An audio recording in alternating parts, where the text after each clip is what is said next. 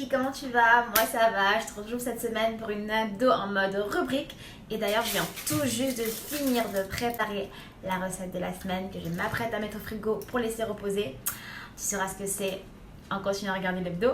Et le thème principal de cet hebdo, c'est top 5, mon top 5 d'exercices pour les cuisses. Les exercices qui me mettent les cuisses en feu, les exercices que je préfère, que je mets le plus souvent dans mes routines. Je vais te les présenter dans l'hebdo d'aujourd'hui, ce sera le thème principal. Sinon, il y aura toutes les rubriques de d'habitude, quoi. Allez, c'est parti.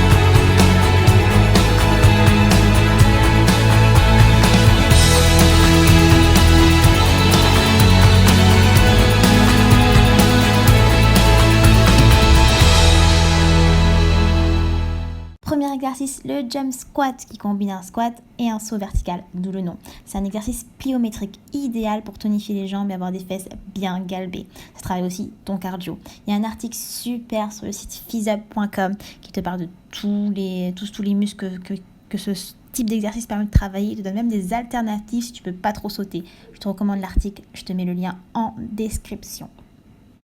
Le deuxième exercice, les squats papillons. Ça, c'est trop l'exercice de la mort. Je te jure, ça met tes cuisses en feu, mais un truc de malade. Je te recommande de faire 3 séries de 15 répétitions. Et je te promets que quand tu arrives vers la 7e répétition, tu as juste une envie, c'est d'arrêter.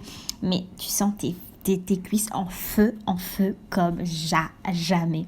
C'est un exercice top que j'ai découvert il n'y a pas si longtemps que ça, en plus c'est les derniers mois de l'année dernière, et maintenant je le fais tout le temps. Il te fait travailler les cuisses, un truc de fou. Le troisième exercice, ce sont les fentes sautées alternées. C'est l'exercice que j'ai le plus de mal à effectuer. Ça fait travailler aussi tes fessiers et tes quadriceps. Mais ça demande un peu d'équilibre. Et souvent, je l'ai pas. Et je perds l'équilibre en le faisant.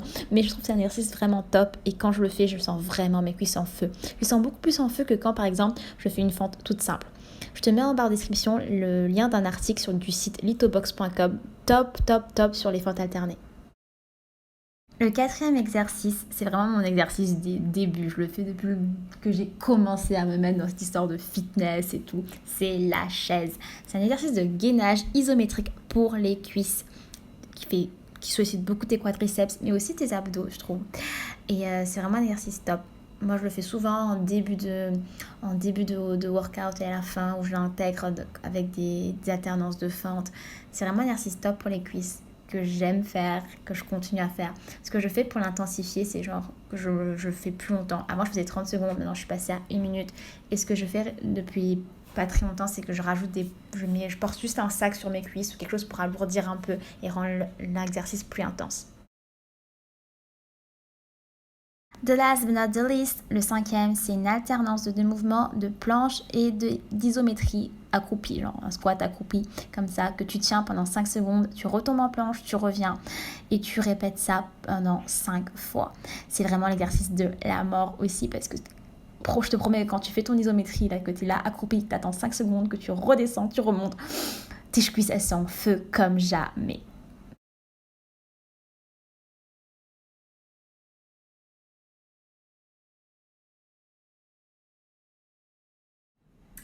Donc, avant de passer à la recette de la semaine, je voulais te dire merci.